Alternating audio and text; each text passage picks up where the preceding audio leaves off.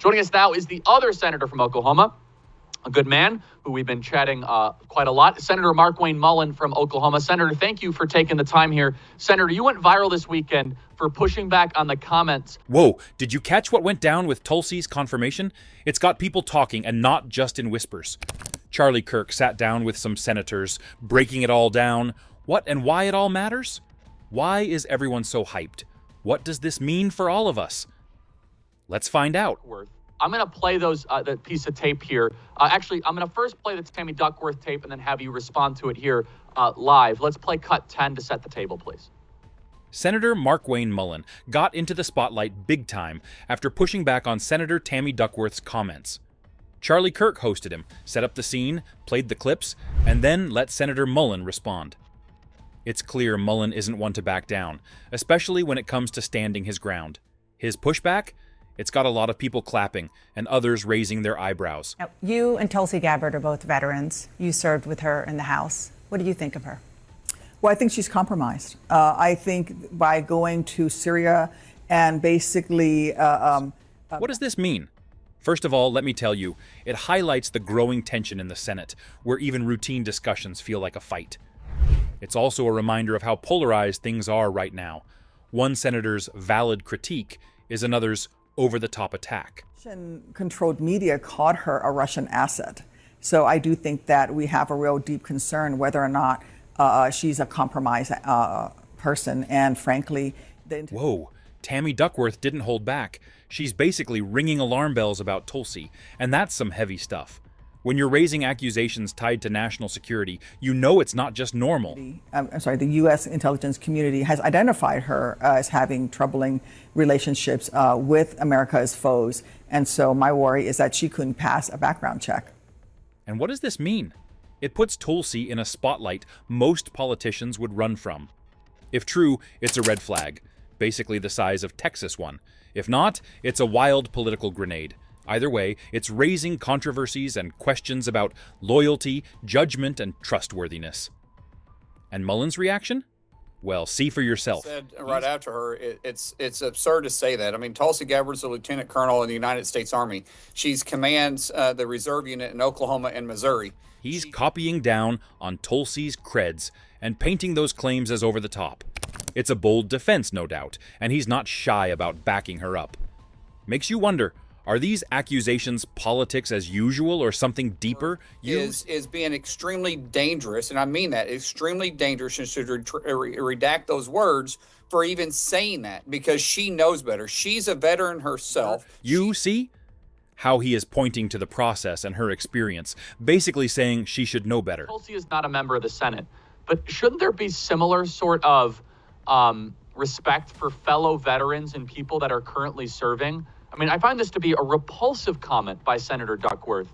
And Charlie's basically saying, where's the respect? He's calling out what feels like crossing a line, not just for Senate etiquette, but for veterans too. And that's how the brain man talks. Ground, or what I say, hot coals, when you're talking about a fellow member of or a colleague of yours. But it's even deeper when you start talking about a veteran. Mullin replied by pointing out the risk of losing respect from those who serve, which is no small thing. Do you think this could have a bigger impact on the military's reputation? For her to say that.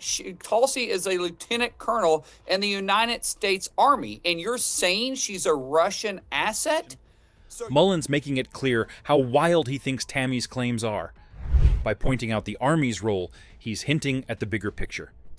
So you're saying that the United States Army is corrupt? You're saying that those that promoted her promoted a Russian asset and knowingly is letting her serve and command? Questioning Tulsi is almost questioning the whole system.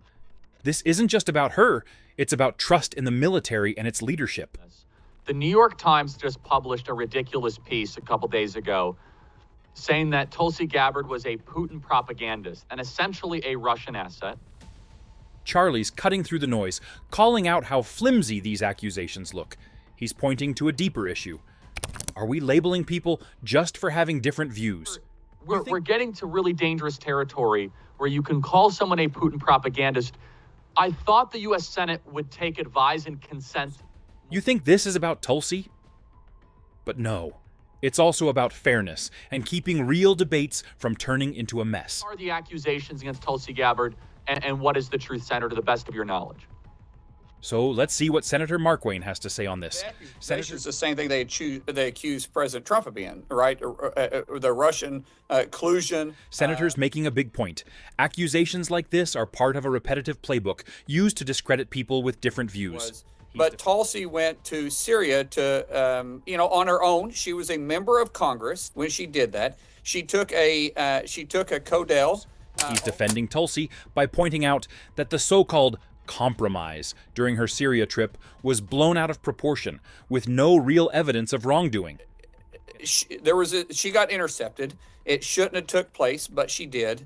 And then there was a video released of her. It highlights the way political opponents often use personal attacks when they can't argue policy. Remember, she was in the United States Army at that time, too. And there was a small investigation that was done. It was completely found baseless. And this also hints that the real issue might be her shift away from the Democratic Party, which riles up a lot of people.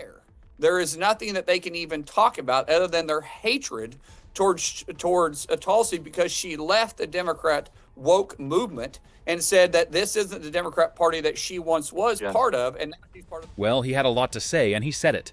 And about the confirmation schedule? Yeah, we can start the hearing process and set it up. So on January 4th, which is a Saturday, but I'm just saying technically after January 3rd, when everybody gets sworn in to the new Congress, which would be the 119th Congress, we can. The senators showing how they plan to handle votes efficiently, with some in blocks and others individually. He hints at potential delays from political opponents like Chuck Schumer, which could slow things down, especially for lower-level appointments. This suggests that while some confirmations will be straightforward, others could face more hurdles depending on political pushback. We can't do the confirmation, but we can set the stage to do them once on January 21st. And what we're trying to do now is do them in blocks. And when Charlie asked about Tulsi and Peter getting confirmed, this is how he replied. Peter's going to have a little bit more of a challenge because Matt Gaetz is gone, and that kind of gave him some cover under fire. Now Pete is the tip of the spear. The senator is confident that Tulsi and Bobby can be confirmed, despite some challenges.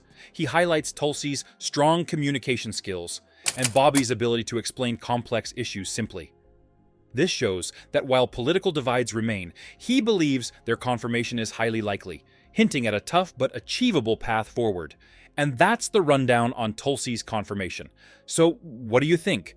Are these accusations just political drama, or is there more to it? Do you think Tulsi and Bobby will make it through? Do let us know your views in the comments below.